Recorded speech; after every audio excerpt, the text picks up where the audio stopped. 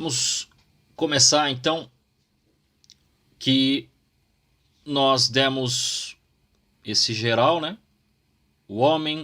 É possível ao homem conhecer a Deus pela razão, né? Ele ter a percepção de sua existência, né? Ele não percebe a revelação, ele não percebe que Deus é unitrino, ele não percebe que nosso Senhor Jesus Cristo é Deus. Pela razão, não. Isso não é possível. Isso aí é possível pela revelação. Pela revelação do próprio Deus a nós, que veio a nós. E que, na semana passada, esta vinda de Deus até nós falamos da resposta do homem a Deus e mencionamos dois personagens bíblicos.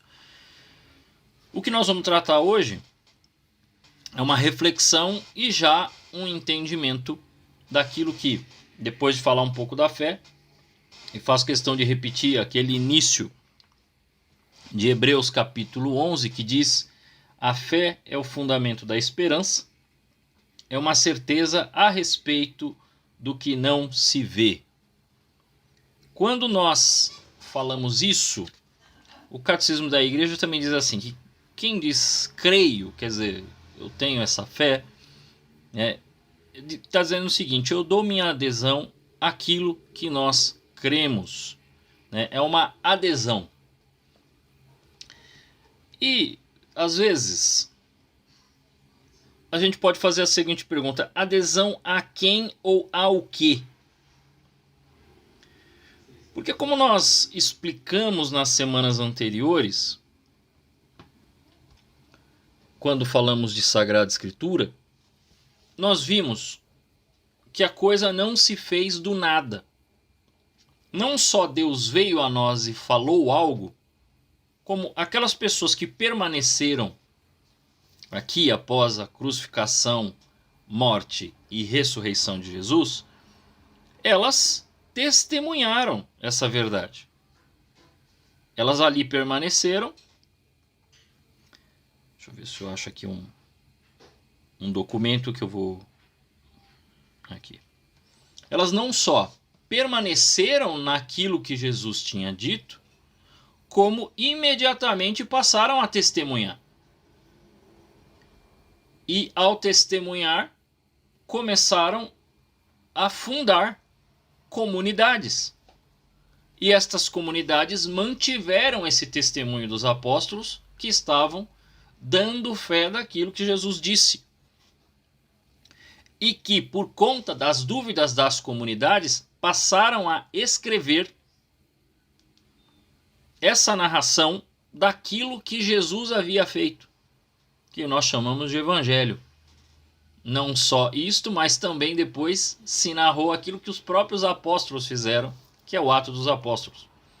E também algumas orientações baseado no testemunho da vida de Jesus, de quem era Jesus e do que Jesus deixou como legado.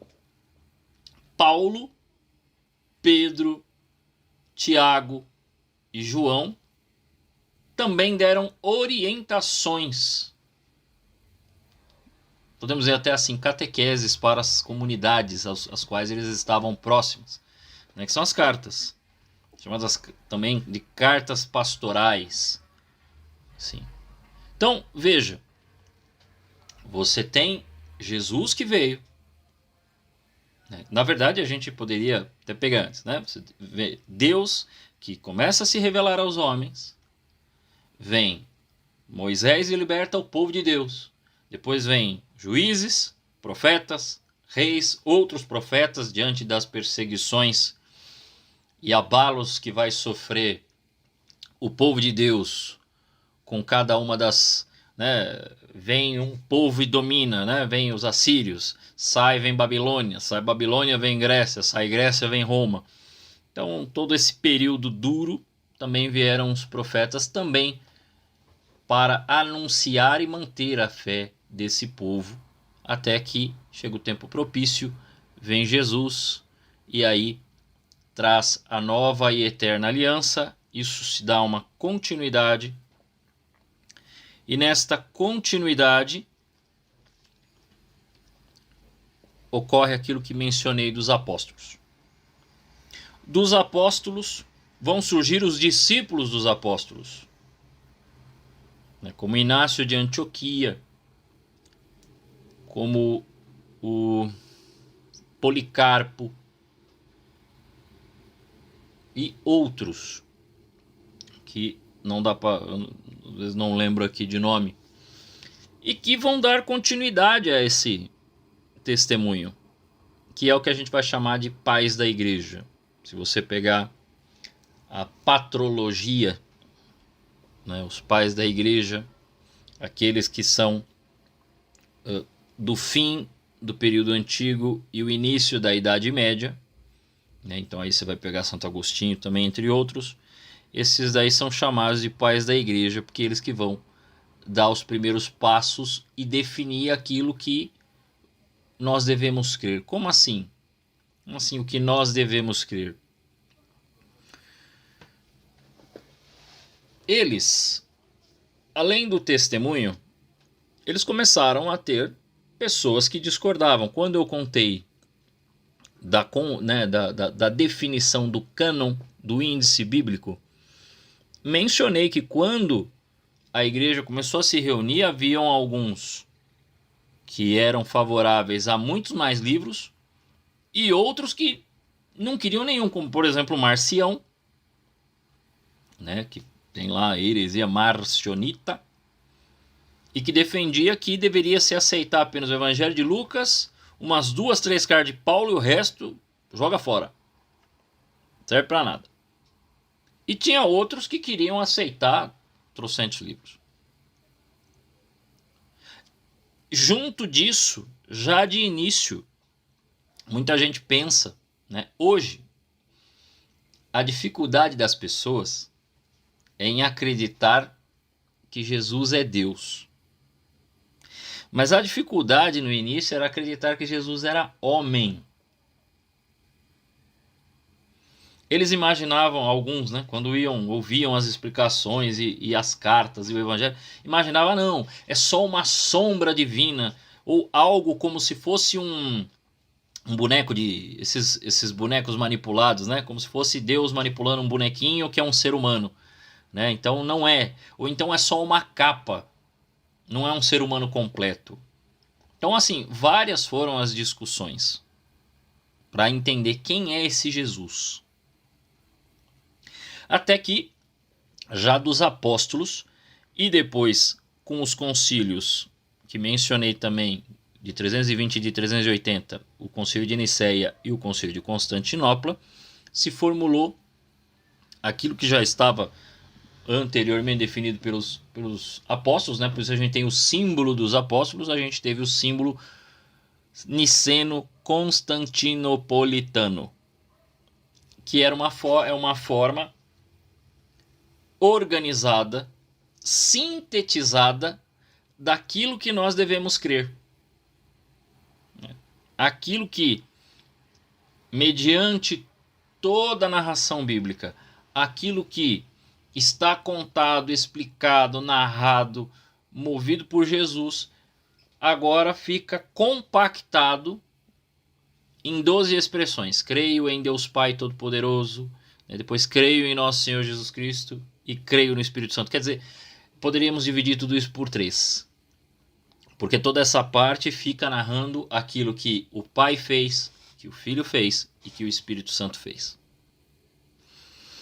Mas daí a gente precisa agora fazer alguns questionamentos. Isso daí, que por muito tempo gerou muita briga, muita discussão, e até hoje tem as brigas teológicas, né? Tem que questiona, quem tenta reinterpretar, quem tenta mudar, quem tenta falar outra coisa ou discordar. E aí eu não estou falando de fora da igreja, eu estou falando de dentro.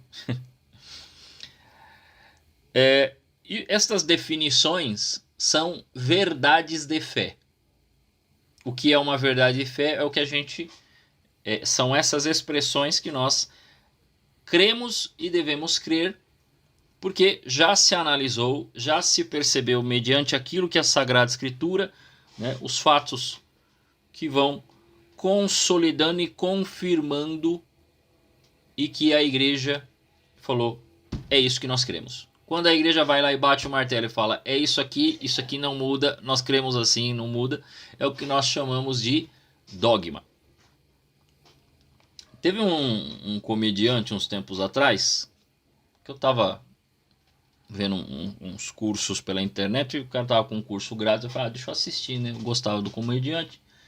E aí, o assunto não era religioso. Ele não estava falando de religião, só que ele estava falando de como as pessoas se movem diante das ideias, diante da vida, diante dos comportamentos, e ele menciona que tem um tipo de comportamento, né, que é muito dogmatista. O dogmatismo existe, né? Isso aí, por exemplo, você pode fazer da sua vida, né? Sei lá, você considerar, pegar um exemplo bem bobo aqui, que bolo quente dá dor de barriga. E você definir que ninguém pode comer o bolo logo que você fizer, porque bolo quente vai dar dor de barriga. Você dogmatizou o negócio, né? Você considerou uma verdade. Você não tem nenhuma confirmação que vai dizer para você que realmente pode ou não pode. Mas você fechou a questão. Então, né, neste sentido, se for neste sentido, realmente a gente não pode fazer da nossa vida as coisas dessa maneira. A gente precisa analisar tudo que acontece e o que ocorre. E ele diz assim, né, só que ele vai, né, ele vai no sentido religioso, para depois falar da vida comum. Ele fala assim, dogmas são um novo nome para paradigmas. Não é. Porque um paradigma pode ser mudado. Um dogma não. Porque um dogma, eu não estou lidando com uma questão aqui do bolo. Eu estou lidando com uma questão eterna. Que o tempo e o espaço já definiu. Então, está além de nós. Ele diz assim, são paradigmas. São regras, leis e tradições que sempre foi assim. E as pessoas não questionam nem se questionam. Só das brigas que eu comentei e para a definição do cânon bíblico demorar 300 anos para dizer assim, ó, esses aqui são os livros sagrados, outros não. Porque isso basicamente é um dogma, apesar de não afirmado, né? Nós podemos dizer que estes livros do Novo Testamento, os 27 livros que a igreja falou, são esses, a partir do Papa Dámaso, é um dogma. É que, se você procurar os dogmas, eles não vai estar, por exemplo, dogma da confirmação da Sagrada Escritura. Vai estar lá, dogmas de Deus, sobre Maria, sobre o Espírito Santo. Vão estar esses. Mas ele continua. E diz que as pessoas não se questionam. Bom, os dogmas sempre são questionados. Depois de definido que é verdade, por exemplo, né, quando a gente reza o creio, creio em Jesus Cristo, seu único Filho, nosso Senhor, que foi concebido pelo poder do Espírito Santo. Depois que a igreja definiu isso, a gente não volta atrás, mas a gente continua estudando e afirmando. Por quê? Porque, como eu disse, não dá para saber tudo, mas dá para saber algo. Dá para entender melhor algo, dá para se aprofundar no mistério. Fora isso, são vários testemunhos de santos da igreja que Deus fez revelações a eles de alguma situação. Por exemplo, quando a gente fala de que nós cremos na ressurreição da carne e na vida eterna. Quem acompanhou ou já leu o livro das aparições de Nossa Senhora em Fátima sabe que os pastorinhos, né, a Nossa Senhora abriu, eles viram o inferno.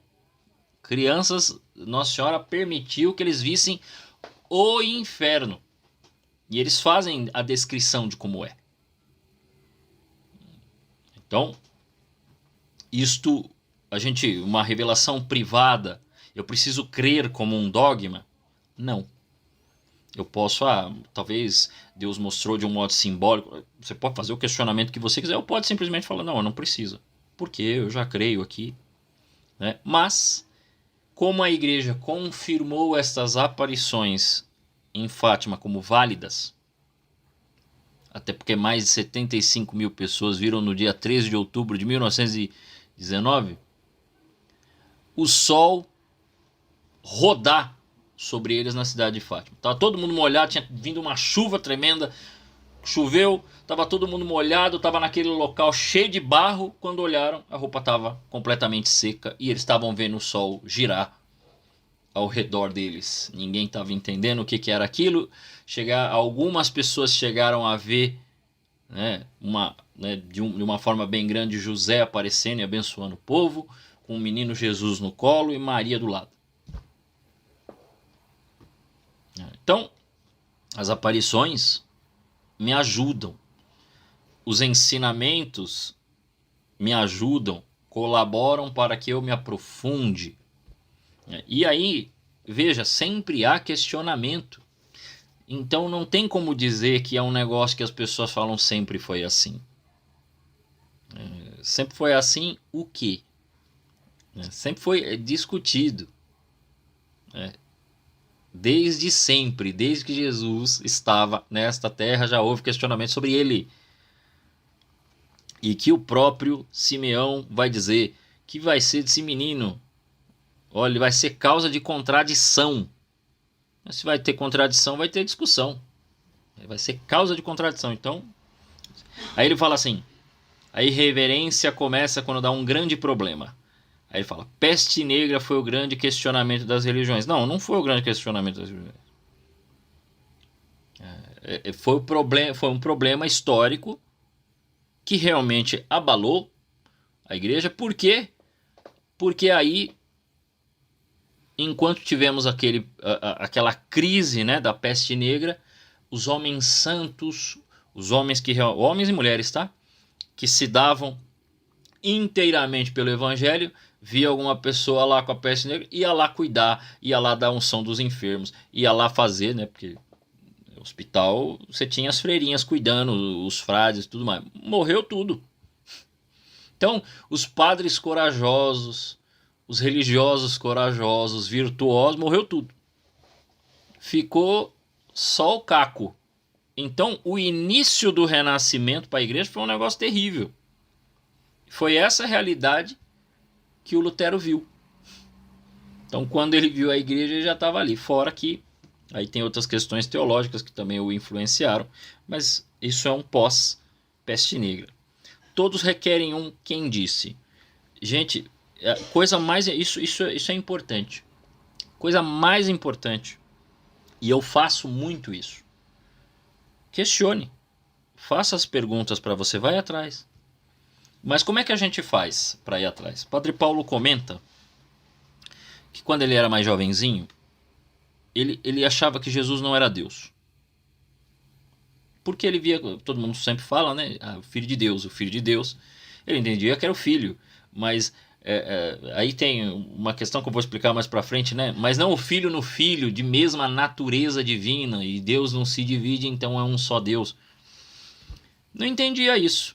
E para ele estava tudo bem. Um dia um amigo falou isso para ele, não, Jesus é Deus. Ele, como assim? Não, aí explicou.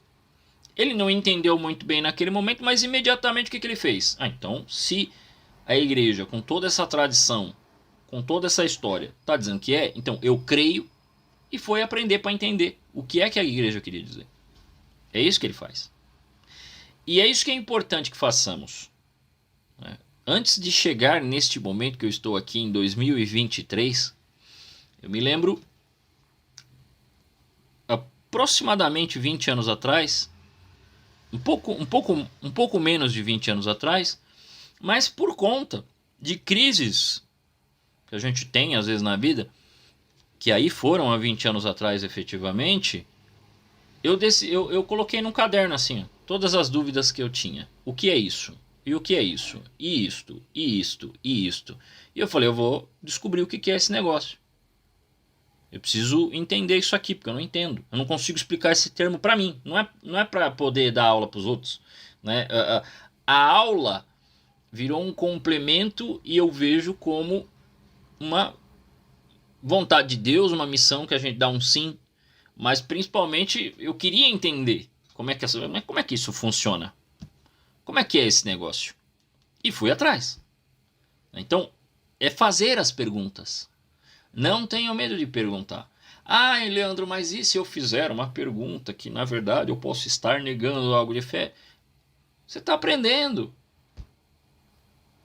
Você não vai sair por aí já palpitando, já dizendo bobagem. Não, é para você. Então, se tem o questionamento, vai atrás. Né? Pergunte. Veja o que tem. Vai perguntando também para Deus nas suas orações. E, gente, nós vamos começar na semana que vem a falar de oração para valer. Porque aí nós vamos dar a nossa resposta. Aí eu vou explicar sobre a oração. Então, tem uma coisa da oração que a gente já pode falar agora, é assim, ó. Quando você perguntar, pode ter certeza, Deus responde. De alguma forma, Deus nos responde. Muitas vezes, nós somos o problema. Não é Deus que não responde, é a gente que às vezes não quer ouvir. Experiência própria. Que às vezes a gente sabe. Às vezes a gente já até sabe a resposta. Quando a gente faz pergunta muito pessoal. Mas estas perguntas de fé, tenham certeza. Se vocês perguntarem, vai ser respondido. Não é que vai saber no estalo, ou Deus vai dar uma aulinha de catequese para vocês, não. É que eu me lembro, né, um outro testemunho breve, de que quando fiz encontro de adolescentes, em 1996, em 1997, ali participando, eu lembro de ver as pessoas explicando o evangelho e eu não entendia nada. Absolutamente nada. Eu lembro que o pessoal falava, eu olhava assim, eu ia para a missa e via o padre explicando, aí eu... Mas tá aqui, ainda o pessoal usava o jornalzinho, né? Hoje o pessoal usa o livrinho, ou então no celular, né? Tem o evangelho do dia. Eu lembro que eu olhava pro colega assim, e falava, Rodrigo, mas o que esse cara tá falando eu não tô vendo aqui. Não entendia nada. Absolutamente nada. Ia pro grupo por causa dos amigos. Ia pro jovem, porque os jovens, que legal, galera, que beleza. Né? Eu vou, eu não sei se a Maísa, se o seu filho tiver aí, põe o dedinho no ouvido dele lá, porque ele não pode ouvir o que eu vou falar agora. Eu vou contar um negócio do Crisma. Gente, eu vou falar baixinho pra vocês. Pro filho, porque o filho da Maísa é meu catequizando. Se ele ouvir, ele vai contar pros meninos lá. Que eu vou contar aqui. Nós tínhamos em 1997, 96, 97, na verdade 97 e 98, o Crisma durava 2 anos, hoje dura 1 ano só. Né? Um ano e pouquinho. Dá 1 ano, basicamente. Eu ia para catequese. Vocês acham que eu ia para todas as aulas? A maioria das aulas, sabe o que eu ia fazer? Jogar fliperama. Entendeu? E eu não tava entendendo. E eu não tava entendendo nada, mas eu ia porque o Rodrigo tá indo, o Caio tá indo, o Ronan tá indo, não sei quem tá indo e tal. Eu vou. Não, o Ronan foi depois. O Ronan era eu, Caio, Rodrigo e tinha mais alguns amigos. Namoradinha, tinha essas coisas. E aí eu não ia. E não entendia nada. Mas quando chegou 1998, a minha permanência ali por causa da amizade, Deus começou a mexer algumas coisas ali dentro do próprio encontro, que começou a acontecer alguma coisa, eu não sabia exatamente o que era. Fora isso, nós tivemos outras situações dentro da igreja que possibilitaram aí sim uma participação mais efetiva, mais profunda. Isso em 98. E aí veio, né, na época começaram aqueles grupos de oração. O padre Marcelo Rossi aparece no ano de 98 né, sai o primeiro CD, aí ele começa a aparecer na TV, e o pessoal mostrava a missa dele em horário 4 horas da tarde, assim, né? Que ninguém tava esperando, o pessoal filmando o Padre Marcelo e aquela montoeira de gente. Aquilo começou a mexer com a gente. O Igor está dizendo aqui que ele não entendia nada na catequese porque a mãe dele mandava. É, ai, ai. E cá pra nós, 2 anos e meio, nós já tínhamos esquecido tudo. Às vezes é muito pesado alguns crismas aí. Eu tento fazer para os adultos, eu tô fazendo em 30 e poucas aulas, eu já tô achando muito. Mas vamos lá. Então, depois de todo aquele momento e daquela efervescência toda, veio o meu crisma. Passado o crisma e passado alguns momentos, retiro de renovação e tudo mais, um dia, conversando em casa, aí meu pai falando umas coisas e eu, porque na Bíblia tá assim. Não sei o que, porque na Bíblia tá assim. Aí ele parou, olhou pra minha cara e falou, mas eu nunca te vi com Bíblia na mão. De onde é que você tá tirando isso? Aí eu parei, pensei, verdade. E consequentemente também em 1998 para 99 me aparece uma abençoada, né? E isso não é uma, não tô usando como artifício para não falar palavrão. É uma abençoada mesmo porque ela foi um sinal de Deus na minha vida.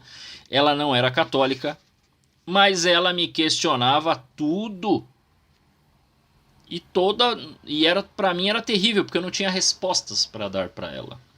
Eu não sabia o que responder. Então, da mesma forma que algumas coisas começavam a aparecer, questionamentos vinham através de uma outra pessoa que ficava me fazendo as perguntas, dizendo assim: Maria não é nada, essa igreja não é nada, não sei o que e tal. E eu não tinha resposta. E eu não gosto muito de levar desaforo para casa. Aí, em 99, eu começo a ler. O primeiro livro que eu li foi Maria do Gênesis ao Apocalipse, do padre Jonas Habib, e depois eu comprei A Fé Explicada, do padre Léo 13, que é um dos melhores livros que tem até hoje, né? A Fé Explicada, é um livro da Quadrante. Isso me ajudou, porque hoje o que eu faço é tentar trabalhar cada vez mais as respostas que eu já tenho e encontrar outras coisas para conseguir explicar melhor para mim mesmo.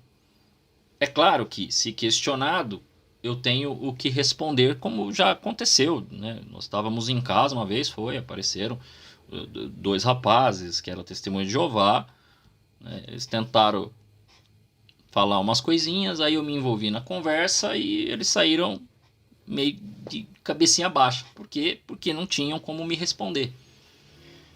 Tanto que eu fiz um rapaz concordar comigo de que, né, algumas escrituras estão no Vaticano.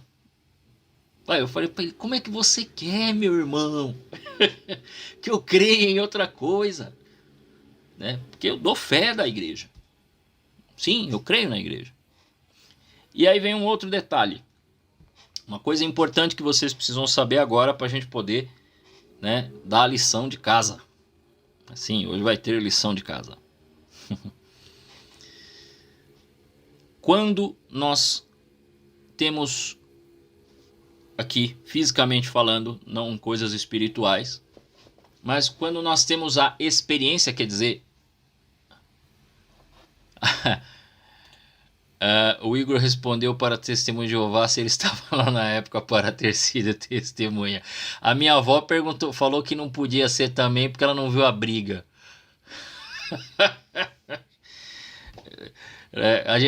Eu pego leve porque minha tia é testemunha de Jeová, então a gente pega leve, né? Porque senão dá treta. Aí quem fica brava é minha prima, que é católica, mas assim, católica daquele jeito, né? Aí ela fica brava porque ela começa a achar que a gente tá querendo tirar sarro da mãe dela, nada a ver. Não é isso que a gente quer, não. Mas a gente vai devagar. Porque o importante, eu até falava ontem na celebração, ontem eu celebrei, né? Passagem de ontem: dar a Deus o que é de Deus, dar a César o que é de César. Então, quem viu o Salmo viu que tem uma hora que fala assim: os deuses dos pagãos são um nada. Tem uma tradução um pouco mais forte que diz assim: os deuses dos pagãos são demônios. Porque o que ele quer dizer? Ele quer dizer assim, não existem deuses. Não existem deuses que possuem algum poder. Não existe essa, como aquele símbolo oriental yin yang que diz que são duas forças contrárias que se equivalem. Não. O anjo, o demônio, que é um anjo caído, ele é infinitamente inferior porque ele é criatura. Ele foi criado por Deus. Não tem comparação. Então só há um Senhor, que nós chamamos Deus. Não tem vários deuses aí. Tanto que quando a gente fala Santíssima Trindade, é Santíssima Trindade que sois um só Deus.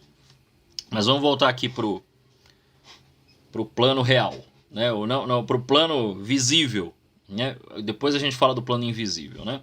Aquilo que é visível. Nós temos a experiência do conhecer e do ver as coisas. E aí, nós temos quando nós dizemos uma palavra, nós podemos dar um nome dizendo que ela é um signo. Não no sentido do horóscopo, tá? Signo no sentido da palavra. Então, se eu utilizar a palavra celular, este é o signo que vai definir algo. Para dar a definição, nós chamamos de significante, ou definição mesmo. Significante. Significado, desculpa. Signo e significado. E aí, nós precisamos do significante ou do referente, que é o quê? É o celular em si. Quer dizer, você vê o celular. Se eu utilizar a palavra microfone, eu não sei, eu estou com a câmera aberta. E aí a gente fala, microfone, ok, é um signo. O que é um microfone? Um microfone é um aparelho que ele é utilizado para fazer a voz ecoar, né, num local assim. Então tem toda a definição dela, é o significado. Aí o significante, a gente põe o microfone, aí vocês veem o microfone, esse é o microfone. Quer dizer, você está vendo o referente dele, quem é ele realmente na prática, você está tocando ele. Problema. E por isso que a gente precisa do dogma. A gente não vê Deus face a face ainda. Então, estas verdades de fé, a gente tem alguns sinais e situações que nos testificam. Mas a gente não vê Deus face a face. Por isso que a gente precisa da fé. A gente não vê, por exemplo, né, tem uma coisa que a gente vê a igreja no sentido templo, mas a gente não vê ela como corpo de Cristo, mas a gente crê que é o corpo de Cristo, conforme Paulo fala em Coríntios. Então, nós temos o signo igreja, nós temos o significado corpo de Cristo, ao qual Cristo é a cabeça e nós somos os membros como batizados, e então vivemos esta fé unidos na diversidade de dons e tudo mais. Mas o referente de você ver mesmo aparecendo nós, por exemplo, você chegar na missa, ó que legal, que lindo seria, hein? Você chegar na missa para assistir e ver a missa realmente do jeito que acontece. Já teve o pessoal fez uns filminhos, né, às vezes mostrando, né, o que acontece, aí mostra o padre, aí atrás do padre está o Cristo, aí na hora que ele levanta a Eucaristia aparece a crucificação e os anjos todos. Nós não vemos isso, né? Mas as pessoas no momento da consagração silenciosamente falam: meu Senhor e meu Deus, eu creio, mas aumentai a minha fé. Então, apesar de não termos esse referente, nós temos o significado significante e damos fé do referente. Damos fé que é daquela forma como está explicado. Né? Nós temos lá o símbolo, creio em Deus Pai Todo-Poderoso. Nós temos a explicação, e essas explicações serão dadas nas próximas semanas, do que é Deus Pai, por que é Todo-Poderoso, por que é Criador, o que ele criou, o que são as coisas visíveis, o que são as coisas invisíveis, o que são os anjos, o que são os homens, o que são as outras coisas. Isso vai ser explicado. Agora, precisa crer que foi ele que fez e que realmente ele existe. Então aqui nós damos fé. É isso que é crer. E essa é a dificuldade de muita gente. E a gente tem que tomar cuidado para não cair no tentar a Deus, né? Eu só creio se o Senhor fizer isto para mim. Eu só creio se você fizer... Não. Eu creio. Se o Senhor fizer, amém. E se não fizer, amém. Eu creio. Porque vai chegar uma hora que, eu tô pedindo isso, tô pedindo aquilo, mas minha vida pode acabar agora. Então eu vou ficar preocupado? Não. Né? Todos esses símbolos que a gente chama da fé cristã, símbolos da fé, né, da profissão de fé cristã, que a gente fala, que a gente professa, quer dizer, a gente confirma, assim, renunciando tudo aquilo que o mal faz e assumindo que cremos naquilo que Deus faz para a nossa vida, nós chamamos de profissão de fé. São sínteses. É uma forma sintetizada de dizermos que nós cremos, como nós queremos crer, como a gente entende a fé. Né? Então, o primeiro símbolo da fé é aquele símbolo que a gente faz no batismo. Por isso que o padre faz lá antes de batizar, ele fala: credes em Deus Pai Todo-Poderoso, renunciais ao demônio. É isso. Então está de um modo sintetizado, por quê? Porque nós estamos dando fé, porque nós cremos naquilo que vai acontecer. A pessoa que vai receber ali, né, através do sacramento, vai se tornar filho de Deus, está recebendo um caráter batismal, está se tornando filho de Deus. Esse caráter torna ele filho de Deus. E com isso, nós estamos confirmando primeiro pela criança todas essas verdades de fé. Ok? Então, nós temos aí essa separação que fala das três pessoas, né? Primeiro fala-se da pessoa divina e da obra admirável da criação, em seguida da segunda pessoa divina e do mistério da redenção dos homens, e finalmente da terceira pessoa divina, que é fonte e princípio da nossa santificação.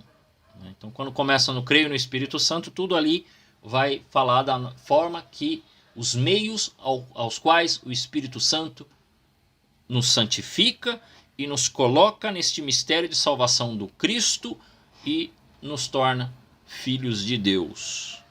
É isso que as profissões de fé fazem. Falam das três pessoas e da missão dela, né, das apropriações. Elas são distintas e interligadas. Né? Segundo uma comparação usada com frequência pelos padres, eles chamam de artigos de fé. Se você pegar, por exemplo, esse catecismo aqui, esse catecismo que eu não sei se vocês estão me vendo aí na câmera de vocês, mas talvez eu esteja aparecendo, porque como eu faço movimento, é o catecismo romano.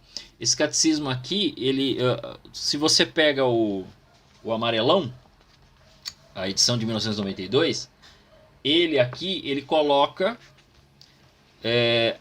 primeiro artigo, creio em Deus Pai Todo-Poderoso. Ele também, só que ele coloca primeiro artigo, e aí ele começa a explicar.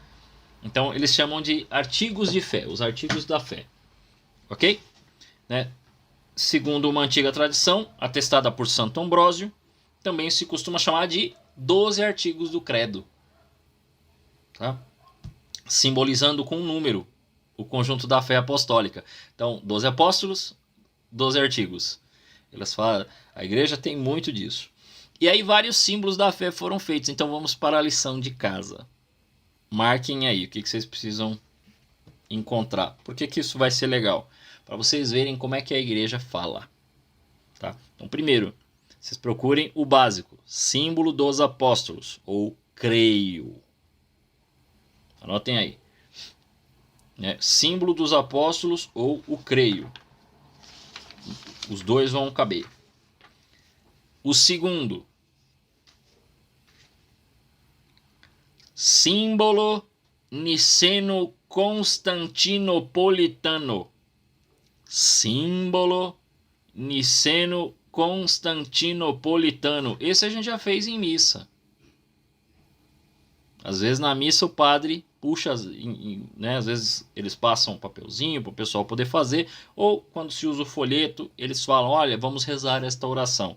Em algumas missas específicas, que é aquele, creio em um só Deus, Pai Todo-Poderoso, Criador do céu e da terra, e de todas as coisas visíveis e invisíveis. creio em um só Senhor Jesus Cristo. Tem, né, quem já acompanhou. E tem um outro, que esse eu quero que vocês procurem, que ele é chamado de símbolo de Santo Atanásio. Chama-se com que, tá? Quicunque. Q-U-I-C-U-M-Q-U-E. Quicunque. Não é assim que fala. Se fala... Como é que é? Quicunque. Né? Que significa quem quiser salvar-se. Esse eu creio de Santo Atanásio. Ou Atanasiano. Tem de outros concílios, né? Aí não precisam procurar não, tá? Como tem em Toledo, em Latrão, em Leão, em Trento, e outros, né? Teve também o Credo do Povo de Deus do Paulo VI, mas hoje esses três aí eu acho que são os mais importantes, porque dois são os que a gente mais usa e o símbolo atanasiano, o quicunque, ele fala... Ele pega as expressões do Pai, do Filho e do Espírito Santo e explica. Ele passa um bom tempo explicando a Santíssima Trindade. Então isso vai ajudar a gente bastante para as próximas semanas, né? Então eles ajudam bastante. Então o Niceno Constantinopolitano também já expande bastante aquilo que nós precisamos crer e explica por que nós cremos. Na semana que vem, nós vamos, ao invés de começar para valer o creio, nós vamos falar de oração. E por que nós vamos falar de oração? Nós vamos começar a explicar sobre como é que a gente deve fazer as nossas orações. O tempo que a gente deve rezar.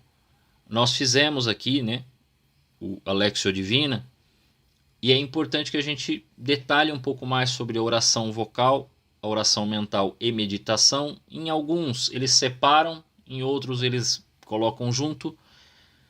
Eu acho que a coisa está meio junta assim.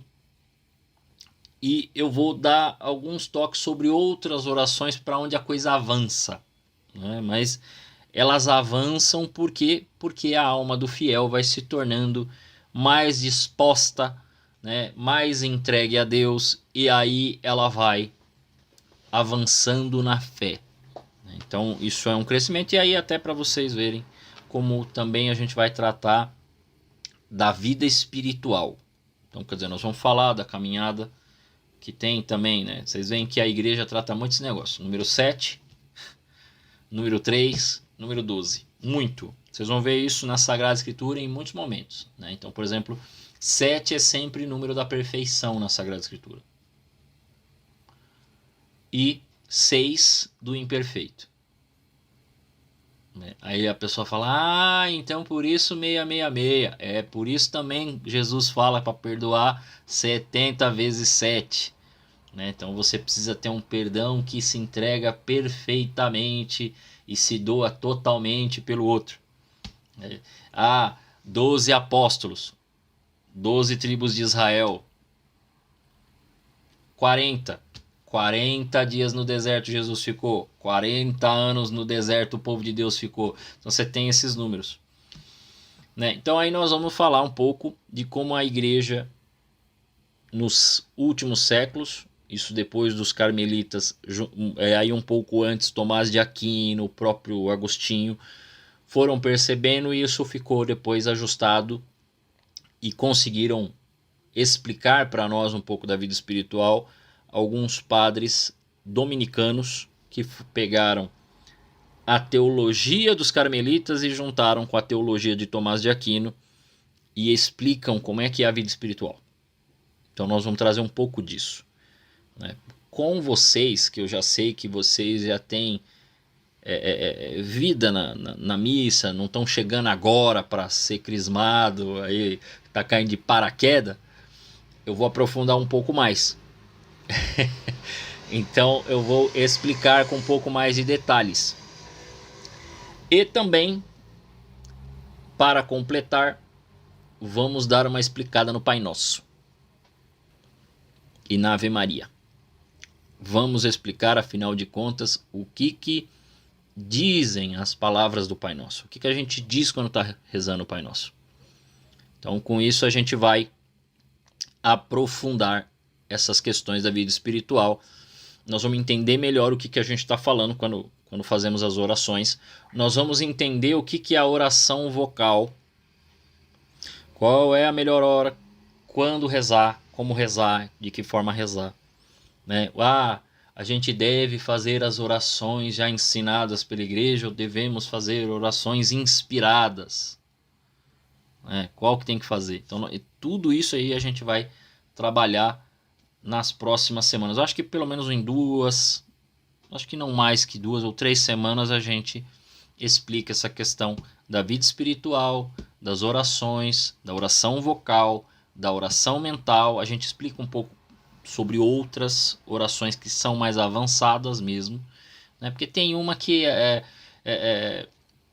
a gente pode falar aqui, mas aí realmente é aquilo que é dos santos, né? Daqueles que já estão na santidade mesmo, e não duvidem, né? Porque tem gente que chega aí, quem já leu biografia de algum santo sabe, da pessoa já está numa união tão grande com Deus que o corpo já está querendo ir.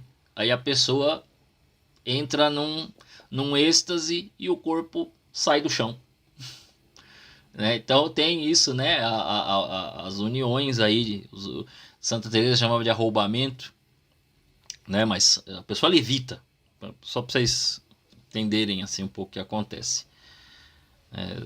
Lendo a biografia, uma das biografias, né, de um livro que eu tinha, esse livro eu não tenho mais, eu tenho uma outra biografia que eu até indiquei no canal do São Francisco de Assis, mas a que eu tinha lido da Maria Estico, ela falava que São Francisco de Assis ia orar escondido de todo mundo, e teve um mongezinho, um fradezinho, monge não, um fradezinho, que tinha amarrado o cordão dele no cordão de Francisco. Francisco viu, desamarrou e saiu. Ele sentiu, né, o desamarrar do cordão e quis ir atrás. Quando ele chegou, ele quase morreu. Esse menino entrou quase que num estado de coisa. Por quê? Ele chegou, tinha uma casinha, estava iluminado. Quando ele olhou, estava São Francisco, mas estava São Francisco, Jesus, José, Maria, o anjo da guarda. Ele viu aquela graça toda, o corpo não estava preparado para aquilo, o moleque quase morreu. Vai lá, Francisco acolheu o menino, e o menino passando mal, porque não é para qualquer um. Mas Deus permitiu que ele visse para passar mal mesmo. Deus permitiu. Assim como, acho que foi agora, ou é hoje, João Capistrano, mas eu não sei se é ele. Eu sei que tem ele e tem um outro que estava com os irmãos da ordem e ele que ia celebrar a missa. Foi celebrar a missa, levantou a Eucaristia, entrou em êxtase, bichão, o homem começou a flutuar com a Eucaristia pro alto, no momento da consagração, e parou ali. Aí os padres, um olhando pro outro, e agora? E agora? E agora? E agora? Foram falar com qual que era o nome? Não é Monsenhor.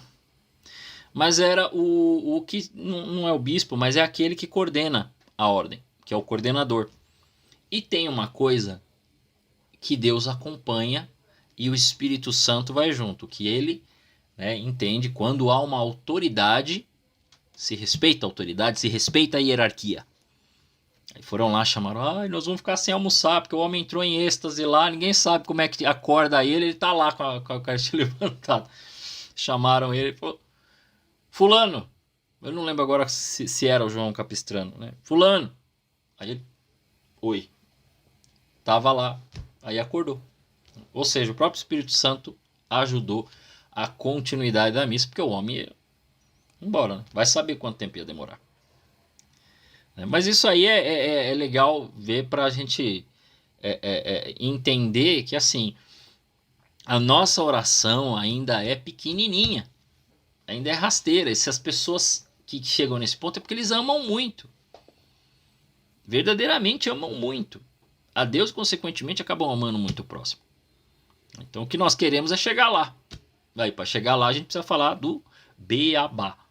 Né? Nós vamos falar um pouco da vida mística, mas nós vamos falar muito mais da vida ascética, que é onde a gente está. Né? Quem não sabe o que é ascese significa disciplina, significa a pessoa entrar realmente no caminho e vai ter que fazer o exercício do dia a dia. Então nós vamos fazer esse beabá, nós vamos explicar um pouco dessa parte bonita, né, dos santos e tudo mais, mas nós vamos ficar mais focados naquilo que é nosso, né, que é crescer nas virtudes, crescer na fé, na esperança, começar a rezar, avançar, diminuir as nossas mesquinharias, superar os pecados graves, depois superar os pecados veniais. Essa é a nossa luta. Essa é a luta diária. Essas outras partes é para nos motivar. Falar, pô, eu quero chegar aí. Eu preciso, né? Quero amar mais. Tem até uma música que é antiga, mas que é aquela: eu quero amar, eu quero ser aquilo que Deus quer. E o que Deus quer é que todos possam realmente viver esse amor de Deus de forma profunda. Tá certo? Alguém tem alguma dúvida? Alguém tem algum comentário a fazer? Então, acho que por hoje a gente completa o processo, né? Nós vamos fazer a oração